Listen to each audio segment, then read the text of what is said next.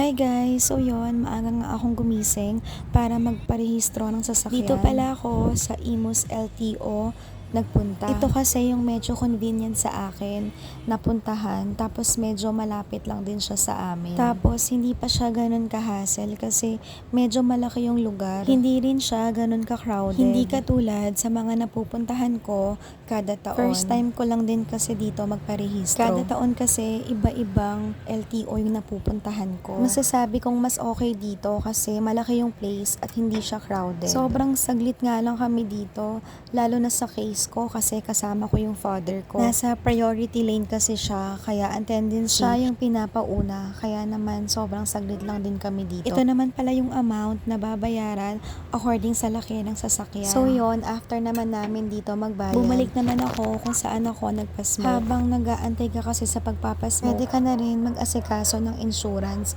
para naman malesen yung gagawin mo. Para din mapabilis. After ko nga sa insurance, dito naman ako naghintay sa waiting area nila. Tapos okay din yung CR nila dito. Siguro dahil sobrang bago pa ng building nila dito, kaya naman bago din yung CR. O Pak, sino ka dyan? Hindi halatang walang ligo. Sana nga ma-maintain nila yung ganito kalinis na CR. Actually, hindi lang sa CR, pati na rin sa facilities nila. Kasi for sure, babalik at magre-recommenda ang mga tao na nakapunta dito. Katulad ko, thumbs up ako dito. I-recommend ko siya lalo sa mga friends ko na nakatira summer in Imus, Cavite. Mas gusto ko na rin kasi magparehistro outside sa Manila kasi palagi kasing maraming tao. Actually, isang beses lang naman ako nakapagparehistro sa Manila. The rest, more on Cavite na. Tapos yun, medyo na-bored ako sa loob ng waiting area, kaya naman lumabas ako para tignan. Kasi nakita ko turn na ng sasakyan. And then, tapos na din. So yun, nakapasa nga tayo and wala rin naman nakitang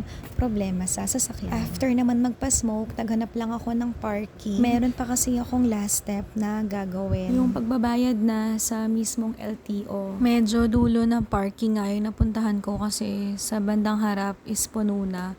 Nandun kasi lahat ng sasakyan. So yun, nakapag-park na ako. Madami pang bakante kasi dulo yung napuntahan ko. So yun, pupuntahan ko na yung father ko sa loob kasi habang nagpa-park ako, siya kasi yung nag-asikaso ng papel. Isang tao lang kasi yung pinapapasok doon. Since naman na nasa priority lane siya na lang yung nag-asikaso ng papel. Para na rin matapos na rin kaagad at makauwi na rin. And then, naglalakad na nga ako papunta kay Papa. Hindi rin naman ako papapasukin kasi isa lang yung dapat nasa loob.